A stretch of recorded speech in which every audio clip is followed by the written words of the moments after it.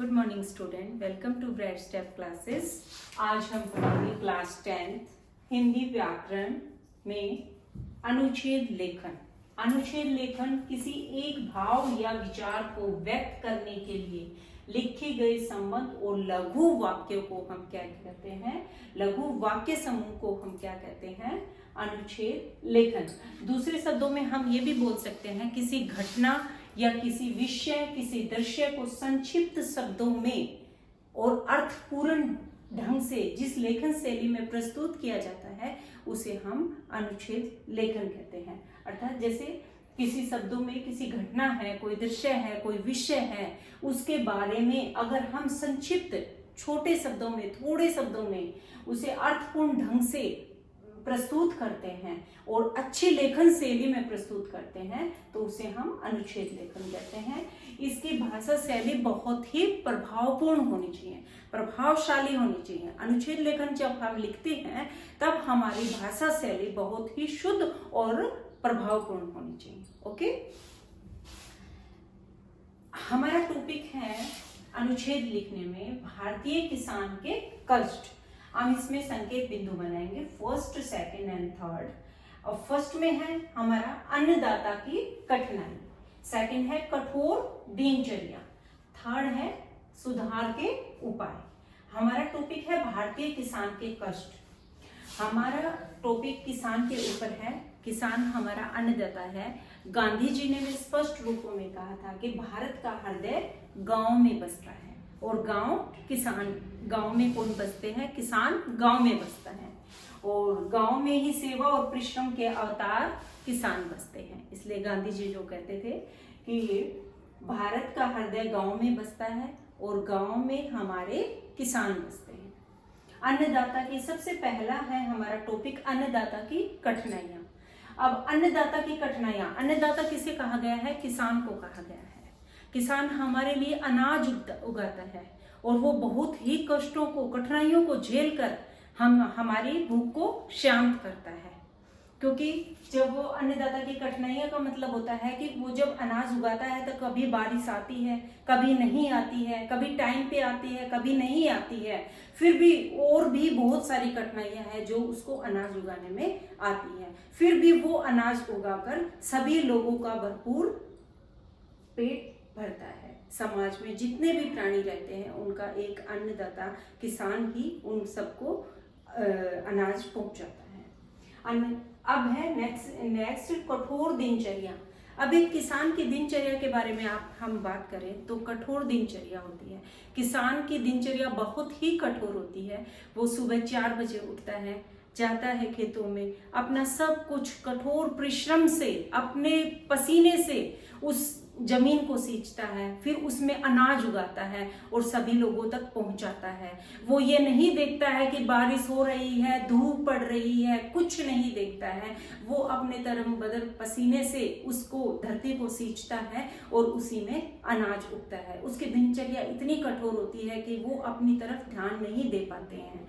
किसान अपनी तरफ ध्यान न दे करके अपने खेतों में हरी भरी हरियाली उगाता है और सभी समाज को, सभी लोगों को अन्न देता है, अनाज की पूर्ति करता है। कौन करता है? किसान करता है। लेकिन उसका खुद की दिनचर्या जो होती है वो बहुत ही कठिनाई से भरी हुई होती है। वो शाम तक आते आते ऐसा हो जाता है कि वह बहुत ही थक कर चूर हो गया है, क्योंकि वो सुबह लगते हैं, उनकी कठिनाइयां, उनके हाथों में एक मतलब कठोरता आ जाती है, उनके हाथ बहुत कठोर हो जाते हैं और उनके जो दिनचर्या है वो ही बहुत कठिनाइयों से जूझती है। कभी बारिश आती है, कभी धूप पड़ती है, तो वो उन सब को सहन करके अपनी धरती में अनाज को उगाता है।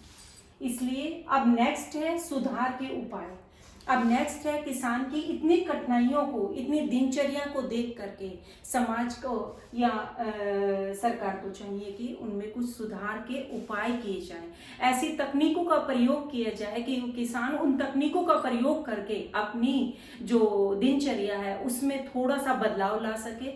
और सरकार को भी चाहिए कि कुछ ऐसी तकनीकें उनको अपनाने के लिए बोले या उनके लिए व्यवस्था करवाई जाए ताकि वो अपने अनाज को तो निकालने में, गेहूं निकालने में, सरसों निकालने में, या और भी जितने भी अनाज होते हैं उनको निकालने में अपनी पूर्ण तरीके से उस तकनीक को उपयोग में ले सकें। ओके स्टूडेंट्स, मैंने आपको टॉपिक भारतीय किसान के कष्ट जो पढ़ाया है वो आप समझ चुके होंगे। हमारा नेक्स्ट है हिंदी व्याकरण का ही अनुच्छेद, लेकिन नेक्स्ट मैंने जो टॉपिक लिया है आपका मन के हारे हार है, मन के जीते जीत। अब इसमें जो टॉपिक्स हैं हमारे संकेत बिंदु जिनको हम बोलते हैं वो बनेंगे निराशा अभिशाप है, सेकंड है दृष्टिकोण परिवर्तन, एंड थर्ड है सकारात्मक सोच। ओके, अब फर्स्ट आपका निराशा अभिशाप है, मन के हारे हार है, मन के जीते जीत। जिंदगी एक सुख दुख का खेल है। हमारी जिंदगी में अगर सुख आते हैं तो उनके साथ साथ दुख जरूर आते हैं। जैसे इंद्रधनुष के लिए धूप और छांव दोनों ही जरूरी है, जैसे धरती के लिए धूप और छांव दोनों ही आती है, वैसे ही एक मनुष्य की जिंदगी में भी सुख और दुख आते रहते हैं।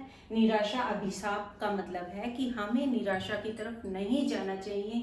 जिंदगी है, जिंदगी में आप सुख को भी महसूस करेंगे, सुख के बाद आपके लिए दुख आएगा और दुख के बाद फिर वापस से आपके जीवन में एक सुख का अनुभव होगा। इसलिए हम चाहते हैं कि हमें अपने मन में निराशा को जगह नहीं देनी चाहिए, क्योंकि जहां पे निराशा होगी वहां पे हम फिर अपने आप को डाउन महसूस करेंगे, अपने आप को तोड़ लेंगे, मतलब एक तरीके से कि निराशा की तरफ हमें नहीं जाना है। ओके, दूसरा है अपना दृष्टिकोण परिवर्तन।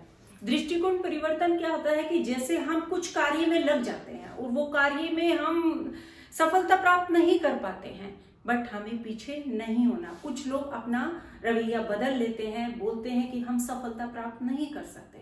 ऐसा नहीं है, हमें पथ पर आगे से आगे बढ़ने के लिए कोशिश करनी चाहिए। नहीं पता कि हमारी कोशिश कब कामयाबी पे, कब सफलता की ओर हमें ले जाए। ओके, तो हमें हर पग पे अपनी सफलता के लिए मेहनत जरूर करनी चाहिए। सकारात्मक सोच सबसे लास्ट पॉइंट है, संकेत पॉइंट हमारा है सकारात्मक सोच। हमारी सोच बिल्कुल पॉजिटिव होनी चाहिए। अगर हम नेगेटिव सोचते हैं किसी चीज को, किसी भी फील्ड में जाने से पहले उसको ये सोच लेते ये नहीं होगा, तो वो कारणवश नहीं होता है, क्योंकि हमारी सोच में सकारात्मकता नहीं है। इसलिए बच्चों, जो भी है आपको अपनी अंदर पॉजिटिविटी लानी है, अपने अंदर सकारात्मक सोच को उत्पन्न करना है, ताकि हम अपने बीच में आने वाली कठिनाइयों को भी हटाकर अपनी सफलता की ओर जा सके। कुछ भी ऐसा नहीं है जो आप नहीं कर पाओगे।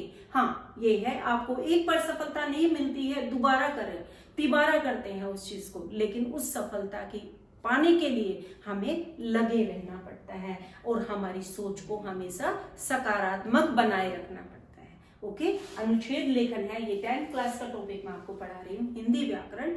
तो अनुच्छेद लेखन जब आपको आता है तो ऐसा नहीं है कि आपके यही टॉपिक्स आपके एग्जाम में आ सकते हैं। एनी टॉपिक्स आपके एग्जाम में आएंगे तो आप उनको डिफाइन इजीली कर सकते हो। Okay students, thank you.